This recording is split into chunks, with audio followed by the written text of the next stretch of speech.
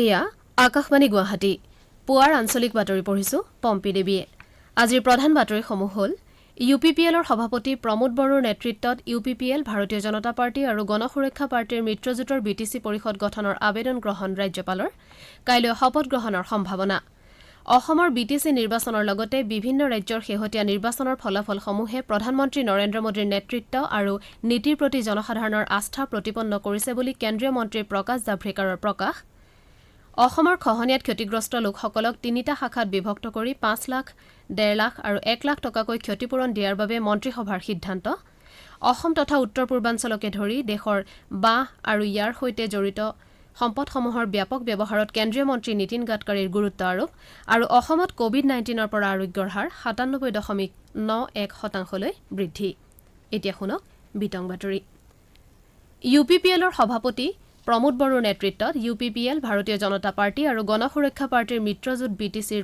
পৰৱৰ্তী পৰিষদ গঠনৰ দিশে অগ্ৰসৰ হৈছে মুখ্যমন্ত্ৰী সৰ্বানন্দ সোণোৱালে কালি বিটিচিত ইউপিপিএল বিজেপি আৰু গণসুৰক্ষা পাৰ্টিৰ মিত্ৰজোঁটৰ পৰিষদ গঠন হ'ব বুলি ঘোষণা কৰাৰ লগতে ইউপিপিএলৰ সভাপতি প্ৰমোদ বড়ো পৰিষদৰ মুখ্য কাৰ্যবাহী সদস্য হ'ব বুলি আনুষ্ঠানিকভাৱে ঘোষণা কৰে কালি সন্ধিয়া বিটিচিৰ নতুন মিত্ৰজোঁটৰ সদস্যসহ নেডাৰ আহ্বায়ক তথা জ্যেষ্ঠ মন্ত্ৰী ড হিমন্ত বিশ্ব শৰ্মাৰ লগতে মন্ত্ৰী পীযুষ হাজৰিকা সাংসদ নৱ কুমাৰ শৰণীয়া আৰু ইউপিপিএলৰ সভাপতি প্ৰমোদ বড়োৰ নেতৃত্বৰ এটা দলে ৰাজভৱনত উপস্থিত হৈ ৰাজ্যপালৰ সচিবৰ ওচৰত ২১ গৰাকী নৱনিৰ্বাচিত সদস্যৰ স্বাক্ষৰ সম্বলিত অনুৰোধ পত্ৰ প্ৰদান কৰে পাছত ৰাজ্যপাল অধ্যাপক জগদীশ মুখীয়ে ইউপিপিএলৰ সভাপতি প্ৰমোদ বড়োৰ নেতৃত্বত নতুন বিটিচি পৰিষদ গঠনৰ বিষয়টো গ্ৰহণ কৰে আৰু নতুন পৰিষদ গঠনৰ আহ্বান জনায় কাইলৈ কোকৰাঝাৰৰ বিটিচিৰ মুখ্য কাৰ্যালয়ত নতুন পৰিষদে শপত গ্ৰহণ কৰাৰ সম্ভাৱনা আছে উল্লেখযোগ্য যে ৪০খন আসনযুক্ত বিটিচিৰ পৰিষদীয় নিৰ্বাচনত বিজেপিয়ে ৯খন আৰু ইউপিপিএলে ১২খন আসন লাভ কৰিছে আনহাতে সাংসদ নৱ শৰণীয়াৰ নেতৃত্বৰ গণসুৰক্ষা পাৰ্টিয়ে এখন আসন লাভ কৰিছে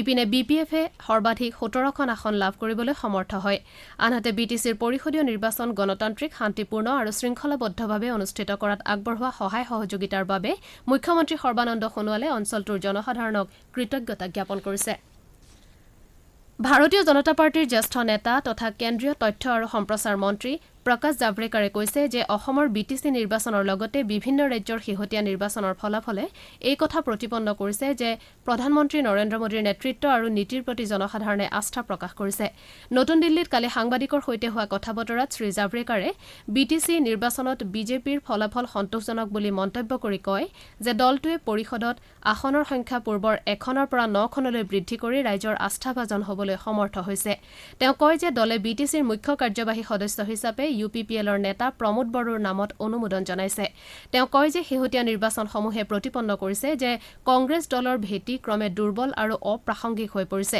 সমাজৰ সকলো শ্ৰেণীৰ লোক কৃষক দৰিদ্ৰ তথা চহৰ আৰু গাঁও অঞ্চলৰ জনসাধাৰণে প্ৰধানমন্ত্ৰী নৰেন্দ্ৰ মোদীৰ বিকাশৰ কামকাজৰ প্ৰতি সমৰ্থন জনাইছে বুলি তেওঁ মন্তব্য কৰে কৃষক আন্দোলন সন্দৰ্ভত সোধা সাংবাদিকৰ প্ৰশ্নৰ উত্তৰত শ্ৰী জাভ্ৰেকাৰে কয় যে সংবাদ মাধ্যমৰ জৰিয়তে বিভিন্ন তথ্য পোৱা গৈছে আৰু চৰকাৰে এইসমূহৰ ওপৰত চোকা দৃষ্টি ৰাখিছে আৰু আলোচনাৰ বাবে দুৱাৰ মুকলি ৰাখিছে অসম চৰকাৰে ৰাজ্যখনৰ খহনীয়াত ক্ষতিগ্ৰস্ত লোকসকলক তিনিটা শাখাত বিভক্ত কৰি ৫ লাখ ১.৫ লাখ আৰু ১ লাখ টকাকৈ ক্ষতিপূৰণ দিয়াৰ ব্যৱস্থা কৰিছে মুখ্যমন্ত্ৰী সৰ্বানন্দ সোণোৱালৰ অধ্যক্ষতাত কালি দিছপুৰত অনুষ্ঠিত অসম মন্ত্ৰীসভাৰ বৈঠকত এই সিদ্ধান্ত গ্ৰহণ কৰা হয় বৈঠকত অসমমালা প্ৰকল্পৰ অধীনত পোনপটীয়াভাৱে ভূমি ক্ৰয় কৰাৰ ব্যৱস্থাত অনুমোদন জনোৱা হয় লগতে ২০২১ বৰ্ষৰ বাবে ৩৪টা সাধাৰণ বন্ধৰ দিন আৰু ৩১টা সীমিত বন্ধৰ দিনসহ বন্ধ তালিকাত অনুমোদন দিছে বৈঠকত চৰকাৰীভাৱে পূৰ্বে মিৰি হিচাপে উল্লেখিত জনগোষ্ঠীটোক মিচিং ৰূপে ঘোষণা কৰাৰ বাবে সিদ্ধান্ত লোৱা হয় ভাৰতীয় ৰিজাৰ্ভ বেংকৰ নিৰ্দেশনা অনুসৰি ক্ষুদ্ৰ বিত্তীয় প্ৰতিষ্ঠানসমূহৰ বাবে নতুন আইনৰ প্ৰস্তাৱতো বৈঠকে অনুমোদন জনায় আনহাতে ব্যৱসায় সুচলতা বা ইজ অব ডুইং বিজনেছৰ অধীনত ব্যক্তিগত শিক্ষানুষ্ঠানক অনলাইন অনুজ্ঞা দিয়াৰ বাবেও বৈঠকে সিদ্ধান্ত লয় তদুপৰি চাহ জনজাতি কল্যাণ বিভাগৰ বাবে প্ৰতিবছৰে এটা নিৰ্ধাৰিত ব্যয়ত প্ৰকল্প নিৰীক্ষণ শাখা ইংৰাজীত চমুকৈ PNU স্থাপন কৰা আৰু চৰকাৰী মহাবিদ্যালয় হস্পিটেলৰ জটিল ৰোগৰ চিকিৎসা সেৱা বিধি প্ৰণয়নৰ বাবে সিদ্ধান্ত লোৱা হয় বৈঠকত মাদ্ৰাছা আৰু সংস্কৃত টোল বাতিল কৰাৰ ব্যৱস্থাৱলী সন্দৰ্ভত সমাগত বিধানসভা অধিৱেশনত বিধেয়ক উত্থাপন কৰাৰ বাবেও সিদ্ধান্ত লোৱা হয় লগতে কৃষি আয়কৰ ৰেহাইৰ এটা প্ৰস্তাৱত মন্ত্ৰীসভাই অনুমোদন জনায় মুখ্যমন্ত্ৰী সৰ্বানন্দ সোণোৱালে পৰিৱেশ আৰু বন বিভাগক এখন শ্বহীদ উপবন স্থাপনৰ লগতে অসম আন্দোলনৰ সকলো শ্বহীদৰ স্মৃতিত গছপুলি ৰোপণৰ পদক্ষেপ গ্ৰহণ কৰিবলৈ নিৰ্দেশ দিছে। কালি মুখ্যমন্ত্ৰীৰ চৰকাৰী আৱাসগৃহত অনুষ্ঠিত পৰিৱেশ আৰু বন বিভাগৰ কাম কাজৰ পৰ্যালোচনা বৈঠকত মুখ্যমন্ত্ৰীয়ে এই আহ্বান জনায়। বৈঠকত মুখ্যমন্ত্ৰীয়ে বিভাগটোৱে সম্পাদন কৰা ভাল কামসমূহ অব্যাহত ৰাখি ৰাজ্যখনৰ সেউজ আৱৰণ বৃদ্ধিৰ দিশত অৰিহণা আগবঢ়াবলৈ নিৰ্দেশ দিয়ে। উল্লেখযোগ্য যে বন বিভাগে গ্ৰহণ কৰা অবিৰত পদক্ষেপৰ ফলত ৰাজ্যখনৰ বনাঞ্চলৰ পৰিসৰ ২২ হেক্টৰতকৈও অধিক বৃদ্ধি পাইছে। মুখ্যমন্ত্ৰীগৰাকীয়ে গছপুলি ৰোপণৰ ধাৰা অব্যাহত ৰাখি ৰাজ্যখনক প্ৰদূষণমুক্ত ৰাজ্য হিচাপে গঢ়ি তোলাৰ লক্ষ্য বাস্তৱায়িত কৰাৰ নিৰ্দেশ দিয়ে। এই বৈঠকতে বনমন্ত্ৰী পৰিমল শুক্লবৈদ্যই গ্লবেল টাইগাৰ ফৰামৰ দ্বাৰা মানাহ ব্যাঘ্ৰ সংৰক্ষিত বনাঞ্চলক প্ৰদান কৰা প্ৰমাণপত্ৰ মুখ্যমন্ত্ৰীক আনুষ্ঠানিকভাৱে প্ৰদান কৰে। মুখ্যমন্ত্ৰীয়ে এই সফলতাৰ বাবে বিভাগক অভিনন্দন জনায়। তিৱা স্বায়ত্তশাসিত পৰিষদৰ নিৰ্বাচনলৈ মাজত মাত্ৰ ২টা দিন বাকী থকা অৱস্থাত প্ৰস্তুতি তথা প্ৰচাৰ অভিযান তুংগত উঠিছে। বিজেপিৰ মন্ত্ৰী বিধায়কৰ লগতে কংগ্ৰেছৰ শীৰ্ষ নেতা তথা অন্যান্যসকলে নিজ নিজ দলৰ প্ৰাৰ্থীৰ হৈ প্ৰচাৰ অভিযান অব্যাহত ৰাখিছে। কালি বিজেপিৰ সভাপতি ৰঞ্জিত দাসে কামৰূপ মহানগৰ জিলাৰ ডিমৰীয়াত দলীয় প্ৰাৰ্থীৰ হৈ প্ৰচাৰ চলায়। বিজেপিক উন্নয়নৰ দল বুলি উল্লেখ কৰি শ্ৰীদাসে কয় যে ক্ষমতাৰ বাবে নহয় বৰঞ্চ উন্নয়নৰ স্বাৰ্থতহে বিজেপি শাসনলৈ আহে। কংগ্ৰেছ তিৱা জাতীয় ঐক্যমঞ্চ আৰু অন্যান্য দলৰ লগতে নিৰ্দলীয় প্ৰাৰ্থীয়েও প্ৰচাৰ অভিযান তীব্ৰতৰ কৰি তুলিছে। ইফালে কামৰূপ মহানগৰ জিলা প্ৰশাসনে জিলাখনৰ অন্তৰ্গত তিৱা স্বায়ত্তশাসিত পৰিষদৰ ৬টা সমষ্টিৰ নিৰ্বাচনৰ বাবে প্ৰয়োজনীয় সকলো ব্যৱস্থা গ্ৰহণ কৰিছে। সেই অনুসৰি গুৱাহাটীৰ কালিৰাম বৰুৱা ছোৱালী উচ্চ বিদ্যালয়ত জিলা প্ৰশাসনে নিৰ্বাচনৰ ষ্ট্ৰং ৰুম স্থাপন কৰাৰ ব্যৱস্থা কৰিছে। এই বিদ্যালয়তে সমষ্টিকেইটাৰ ভোটগণনা কৰা হ'ব। কামৰূপ মহানগৰ জিলাৰ অন্তৰ্গত সমষ্টিকেইটাৰ বাবে মুঠ ১০০টা ভোটগ্ৰহণ কেন্দ্ৰত ভোটগ্ৰহণ কৰা হ'ব। শ্ৰোতাসকলে পুৱাৰ আঞ্চলিক বাতৰি শুনিছে আকাশবাণী গুৱাহাটী কেন্দ্ৰৰ পৰা। আপোনালোকে আমাৰ এই বাতৰি YouTube channel AIR news Guwahati অথবা নিউজ অন AIR এপ যোগেও শুনিব পাৰিব।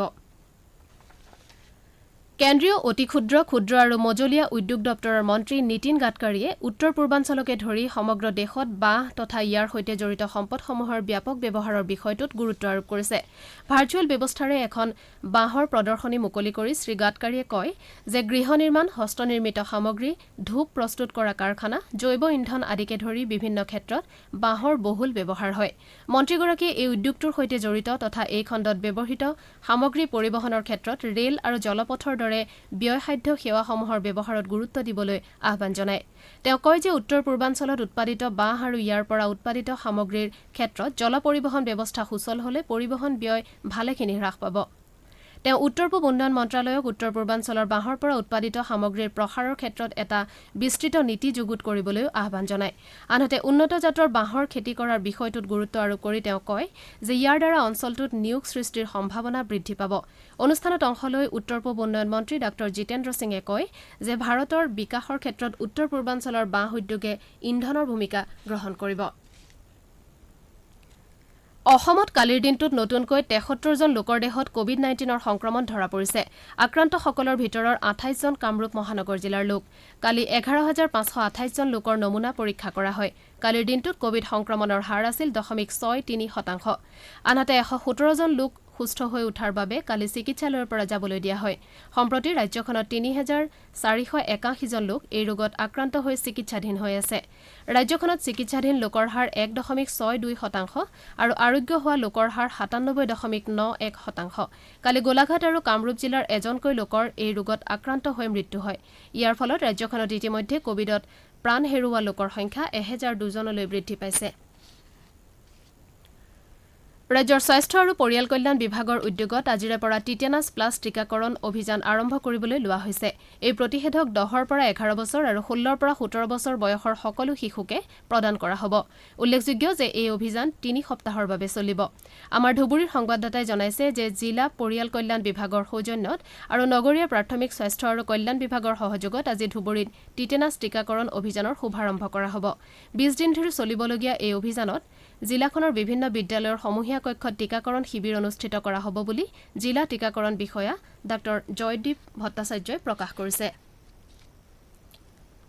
কেন্দ্ৰীয় চৰকাৰৰ নতুন কৃষি আইন ৩খনক লৈ দিল্লীত একাংশ কৃষক সংগঠনে আন্দোলন চলাই থকাৰ সময়তে হাৰিয়ানাৰ কৃষকসকলৰ এটা প্ৰতিনিধি দলে কালি নতুন দিল্লীত কৃষিমন্ত্ৰী নৰেন্দ্ৰ সিং টোমৰক সাক্ষাৎ কৰি নতুন কৃষি আইনকেইখনৰ প্ৰতি সমৰ্থন আগবঢ়ায়। ভাৰতীয় কিষাণ ইউনিয়নৰ মান গোটৰ হাৰিয়ানাৰ ৰাজ্যিক নেতা গুণী প্ৰকাশৰ নেতৃত্বৰ প্ৰতিনিধি দলটোৱে মন্ত্ৰী শ্ৰী টোমৰক প্ৰদান কৰা এখন পত্ৰত কৃষি আইনৰ প্ৰতি নিস্বাৰ্থ সমৰ্থন দিয়াৰ কথা উল্লেখ কৰে। তেওঁলোকে চৰকাৰক আইনকেইখন বাতিল নকৰিবলৈ আহ্বান জনায়।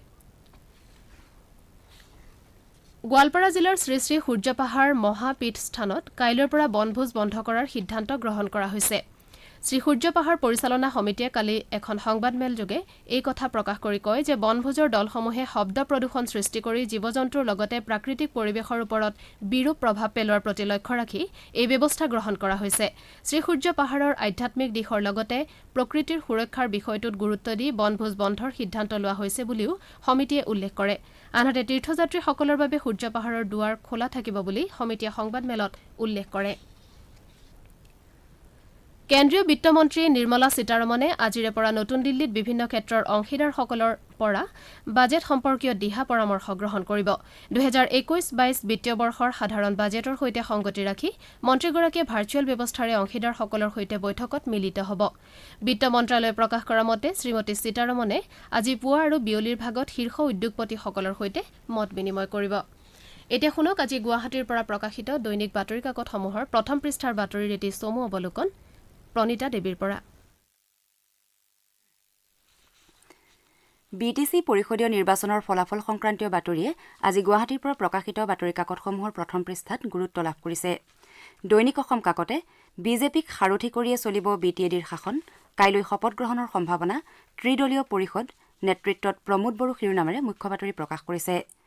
দৈনিক অগ্ৰদূত কাকতে কাইলৈ দেশজোৰা প্ৰতিবাদৰ আহ্বান, অনশন অৱস্থান ধৰ্মঘট, দিল্লী অভিমুখে অগ্ৰসৰ হাজাৰ হাজাৰ কৃষক শিৰোনামেৰে এটা বাতৰি প্ৰথম পৃষ্ঠাত গুৰুত্ব সহকাৰে স্থান দিছে। একেটা বাতৰিকে দৈনিক জনমভূমি কাকতেও আজি কৃষক ইউনিয়নসমূহৰ মুৰব্বীসকলৰ অনশন ধৰ্মঘট, দিল্লী জয়পুৰ ঘাইপথ অৱৰোধ শিৰোনামেৰে প্ৰথম পৃষ্ঠাত প্ৰকাশ কৰিছে। অসমীয়া খবৰ কাকতে সোণোৱাল চৰকাৰৰ বৃহৎ সকাহ, বান ক্ষতিগ্ৰস্তৰ বাবে কেবিনেটত ললে সিদ্ধান্ত, খহনীয়াত ঘৰ মাটি হেৰুৱালে 5 লাখ, ঘৰ হেৰুৱালে 1.5 লাখ, খেতি মাটি হেৰুৱালে পাব 1 লাখ শিৰোনামেৰে কালি অসম মন্ত্ৰীসভাৰ এটা সিদ্ধান্তৰ বাতৰিক প্ৰথম পৃষ্ঠাত স্থান দিছে।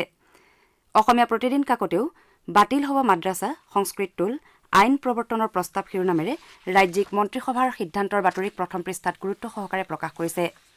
নিয়মীয়া বাৰ্তা কাকতে মহেন্দ্ৰ বৰঠাকুৰ বঁটা অৰূপ বৰঠাকুৰলৈ ড অখিল চক্ৰৱৰ্তীলৈ সন্মান শিৰোনামেৰে এটা বাতৰিক প্ৰথম পৃষ্ঠাত স্থান দিছে। আমাৰ অসম কাকতে ৰিপাব্লিক টিভিৰ চিইঅক গ্ৰেপ্তাৰ শিৰোনামেৰে এটা বাতৰিক প্ৰথম পৃষ্ঠাত প্ৰকাশ কৰিছে। দি আছাম ট্ৰিবিউন কাকতে অসম হিন্দু মুছলমানৰ সমন্বয়ৰ প্ৰতীক বুলি মুখ্যমন্ত্ৰী সৰ্বানন্দ সোণোৱালে কৰা মন্তব্যৰ বাতৰিটোক প্ৰথম পৃষ্ঠাত গুৰুত্ব সহকাৰে স্থান দিছে। দ্য চেণ্টিনেল কাকতে উত্তৰ পূৰ্বাঞ্চলৰ ভিতৰতে অসমত জিম্মাত মৃত্যুৰ সংখ্যা সৰ্বাধিক বুলি এটা বাতৰি প্ৰথম পৃষ্ঠাত স্থান দিছে।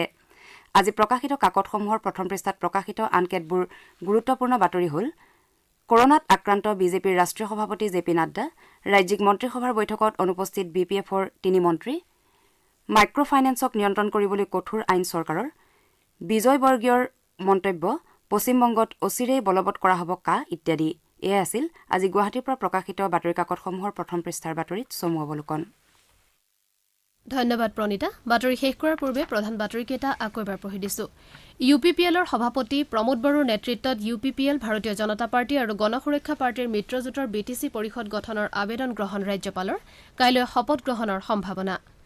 অসমৰ BTC নিৰ্বাচনৰ লগতে বিভিন্ন ৰাজ্যৰ শেহতীয়া নিৰ্বাচনৰ ফলাফলসমূহে প্ৰধানমন্ত্ৰী নৰেন্দ্ৰ মোদীৰ নেতৃত্ব আৰু নীতিৰ প্ৰতি জনসাধাৰণৰ আস্থা প্ৰতিপন্ন কৰিছে বুলি কেন্দ্ৰীয় মন্ত্ৰী প্ৰকাশ জাভড়েকাৰৰ প্ৰকাশ। অসমৰ খহনীয়াত ক্ষতিগ্ৰস্ত লোকসকলক 3টা শাখাত বিভক্ত কৰি 5 লাখ, 1.5 লাখ আৰু 1 লাখ টকাকৈ ক্ষতিপূৰণ দিয়াৰ বাবে মন্ত্ৰীসভাৰ সিদ্ধান্ত। অসম তথা উত্তৰ পূৰ্বাঞ্চলকে ধৰি দেশৰ বাঁহ আৰু ইয়াৰ সৈতে জড়িত সম্পদসমূহৰ ব্যাপক ব্যৱহাৰত কেন্দ্ৰীয় মন্ত্ৰী নীতিন গাডকাৰীৰ গুৰুত্ব আৰোপ আৰু অসমত COVID-19ৰ পৰা আৰোগ্যৰ হাৰ 97.91% বৃদ্ধি। বাতৰি শেষ কৰাৰ পূৰ্বে কওঁ, মাস্ক পৰিধান কৰক, হাত ধুৱক আৰু পৰস্পৰৰ মাজত কমেও 2 গজ দূৰত্ব বজাই ৰাখক, কোভিডক পৰাজিত কৰক। পুৱাৰ আঞ্চলিক বাতৰি ইমানে। নমস্কাৰ।